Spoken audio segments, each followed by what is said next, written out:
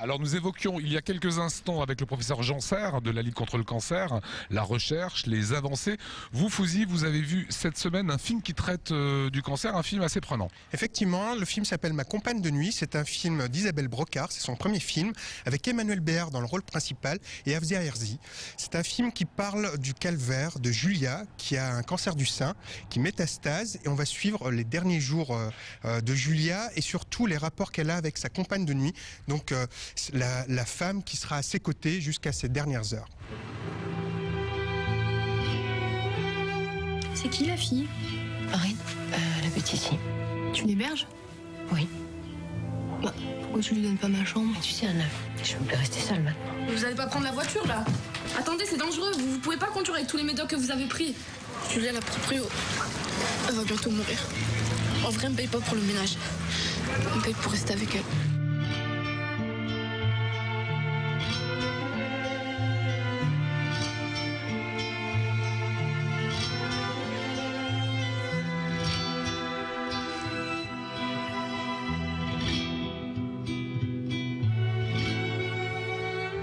On est dans les soins palliatifs.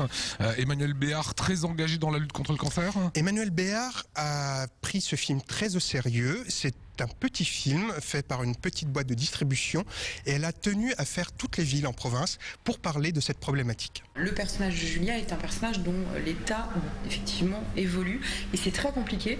On a tourné donc dans la continuité au maximum pour que on puisse aussi, je vais dire, quelque chose qui va vous sembler monstrueux, mais profiter. C'est bien ça dont il s'agissait, du fait que Emmanuel continue à maigrir.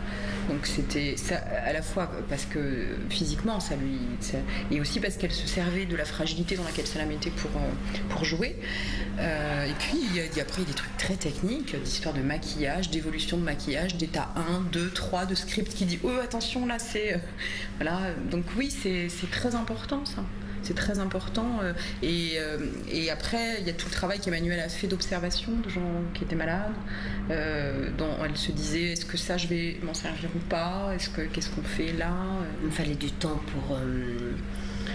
pour entendre cette femme, pour l'intégrer, pour l'incarner bien sûr. L'incarner, l'intégrer, c'est très complexe comme idée parce qu'on ne sait jamais exactement quand on est comédien où ça se situe. Mais il est évident qu'on ne peut pas se confronter à un sujet de cette nature-là.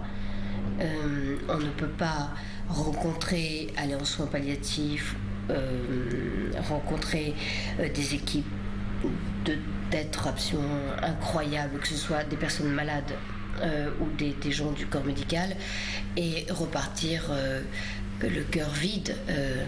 C'est bien évidemment tout le contraire qui s'est passé, c'est que on est resté très proche des gens qui nous ont accompagnés et c'est quelque chose en plus qu'on a. Alors on le voit, c'est un film sur le cancer, sur les soins palliatifs et surtout sur le fait que finalement on n'est jamais préparé à ça. On n'est jamais préparé à ça, on n'est pas préparé au rapport qu'on a avec ses proches, on n'est pas préparé au dernier jour, à comment est-ce qu'on garde sa dignité de malade.